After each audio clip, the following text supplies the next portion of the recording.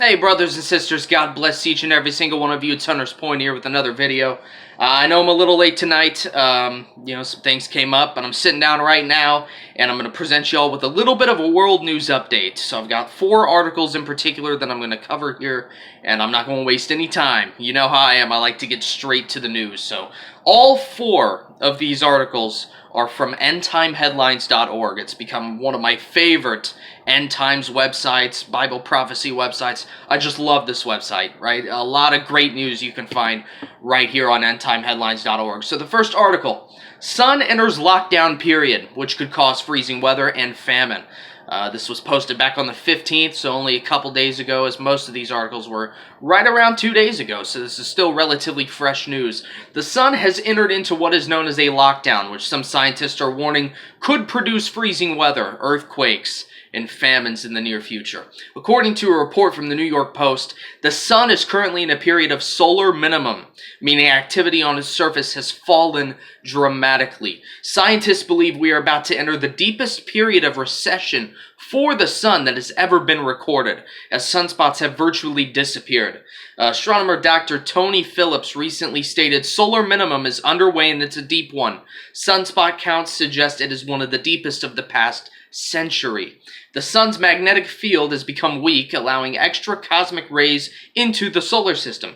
Excess cosmic rays pose a health hazard to astronauts and polar air travelers and affect the electrochemistry of the Earth's upper atmosphere and may help trigger lightning.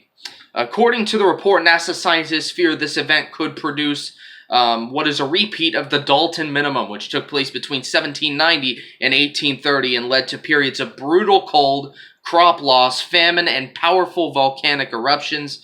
And obviously, I'm sure you could include earthquakes within that, as well as, the triggering of severe thunderstorms. History showed that temperatures plummeted by up to 2 degrees Celsius, which is 3.6 degrees Fahrenheit, over 20 years, devastating the world's food production. On April 10th, 1815, the second largest volcanic eruption in 2,000 years took place out at Mount Tambora in Indonesia, killing at least 71,000 people, and this led to what was known as the Year Without a Summer, which was 1816, right within Indonesia, where snow fell in July, and all kinds of stuff went wrong as a result of an event kind of like we're seeing now, right? The sun phasing into this lockdown period. So, I wanted to start with this first, because this I found to be the most interesting as well as the most important, right? Because this is basically telling us we can expect earthquakes to significantly increase, as well as famine, crop loss, the triggering of severe thunderstorms, and that's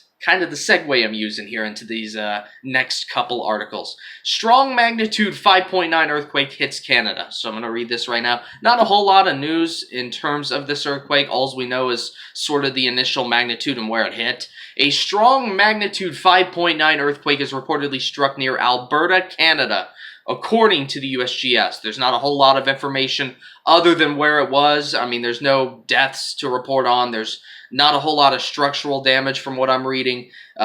So, they should, I guess, consider themselves lucky up there. Magnitude 5.9 earthquake hits near Alberta, Canada. No deaths or injuries to report on.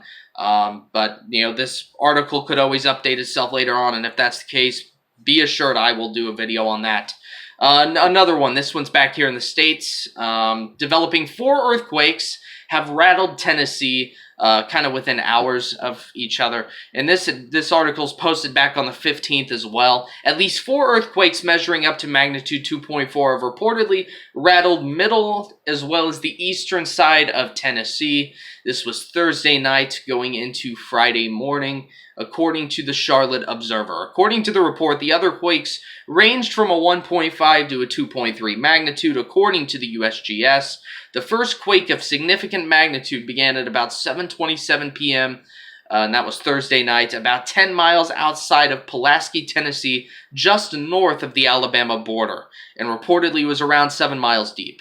This was followed by another earthquake measuring around 2.3 that rattled 7 miles from Rockwood, Tennessee at about 8:55 p.m. There were reports from at least 4 people, including one 88 miles away in Kentucky, that felt some sort of shaking.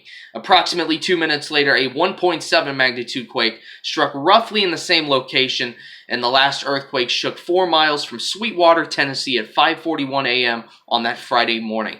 All of the latter 3 earthquakes were southwest of Knoxville, between 30 to 50 miles from the North Carolina border. So definitely we're seeing a rise in earthquake activity. Let me tell you something. Creation is groaning, all right? Creation is moaning and groaning. I'm telling you, man, that woman's about to give birth. You all know exactly what I'm talking about. We are so close to going home, it ain't even funny. Right? We are seeing these things happen. Honestly, at this point, it's almost an hourly basis that we're seeing some sort of breaking news. I mean, it's just remarkable the times we're living in. I wanted to include this 4th article. This one isn't really in relations to the first 3 articles, but, someone who, works at a grocery store, this one kind of hits a little bit closer to home. So I want to go ahead and read this one. This one is also endtimeheadlines.org. Retail sales have plunged a record 16.4% in April, far worse than predicted. Consumer spending tumbled a record 16.4% in April as the backbone of the U.S. economy retrenched amid the coronavirus pandemic. I like to call it the plandemic, but to each their own. According to a government report on Friday, economists surveyed by Dow Jones expected the advanced retail sales number to fall just over 12% after March's reported 8.3% dive. But it was obviously a worse tumble than they had expected. Some 68% of the nation's $21.5 trillion economy comes from personal consumption expenditures, which tumbled 7. All these numbers, I'm telling you, 7.6%. You can always read the articles for your own. 7.6% tumble in the first quarter as social distancing measures were put into place aimed at containing the COVID-19 crap. Just a lot going on. I know at the grocery store I'm looking at, and I currently work in the bakery area, but we're going through meat shortages, dairy shortages, you name it. We're starting to run out, essential supplies, just a lot happening. I want to read 2 scriptures in particular. I never get tired of reading these because it seems like every day, every hour, they're being fulfilled somehow. All right, so Matthew 24, and I'm going to read let's do verse 7 and 8 of Matthew 24. For nation shall rise against nation, and kingdom against kingdom, and there shall be famines and pestilences and earthquakes in diverse places. All these are the beginning of sorrows. Every day we're witnessing the beginning of sorrows, right? We're constantly seeing earthquakes in places you wouldn't think of seeing earthquakes in, as well as the rise in famines, whether it's the sun entering this lockdown phase, or even the locust swarms that are chewing up crops all over East Central Africa, even into China. They're seeing these locust swarms with this brand new locust swarm wave being way worse than the first. And obviously, have the various illnesses going around that could be on some level considered pestilences, not near the level that people see in the tribulation. But again, we're seeing all these precursors, which means, one thing, right? We're about to go home. We're about to go home. Second one I want to read real quick is Luke 21, and I'll go ahead and read verse 25 through 28. And there shall be signs in the sun and in the moon and in the stars, and upon the earth distress of nations, with perplexity, the sea and the waves roaring, men's hearts failing them for fear. That we're definitely seeing. And for looking after those things which are coming on the earth, for the powers of heaven shall be shaken. And then shall they see the Son of Man coming in a cloud with power and great glory. And when these things begin to come to pass, then look up and lift up your heads, for your redemption draweth nigh. I expect you all to be looking up, lifting up your heads, because let me tell you, our redemption is forthcoming. All right, I want to read the gospel, because I'm tired, I need to get to bed. But I want to read the gospel real quick. 1 Corinthians 15, 1 through 4. Moreover, brethren, I declare unto you the gospel which I preached unto you, which also ye have received, and wherein ye stand, by which also ye are saved, if ye keep in memory what I preached unto you, unless ye have believed in vain. For I delivered unto you first of all that which I also received, how that Christ died for our sins according to the Scriptures, and that he was buried, and that he rose again the third day according to the Scriptures. That's 1 Corinthians 15, 1 through 4. That is the gospel, the good news. And if you believe that gospel in your heart, you are saved just like that. All right, there's nothing you have to do, right? It's all about what Christ did. The moment you believe that gospel in your heart, not only are you saved, but you're indwelled with the Holy Spirit, whereby you are sealed unto the day of redemption. Ephesians 4:30. That verse alone proves eternal security. Right? John 3:16, for God so loved the world that he gave his only begotten Son, that whosoever believeth in him should not perish, but have everlasting life. For God sent not his Son into the world to condemn the world, but that the world through him might be saved. Ephesians 2:8-9, for by grace are ye saved through faith, and that not of yourselves. It is the gift of God, not of works, lest any man should boast. Are you seeing the pattern here? It all revolves around belief. Okay, belief is the foundation of salvation. All right, so if you have not believed on Christ, let me tell you something, your time's short.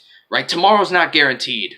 Right, if you were to take your last breath tonight, are you 100% certain that you would end up in heaven? If not, I implore you to believe on Christ right now, because that is all you have to do. Okay, that's all that is required. So I wanted to come on here and deliver that bit of a world news update, and obviously, right, everything else I usually include. I should be back on tomorrow morning as well. I have an update on the Israeli government stuff, so I'll get into all that tomorrow. I'm also working on an encouraging message. Not sure when I'll deliver that, but I am working on that at the moment. So I got a bunch of things going on, so I will see you in the next video, should the Lord tarry is coming. Otherwise, God bless y'all.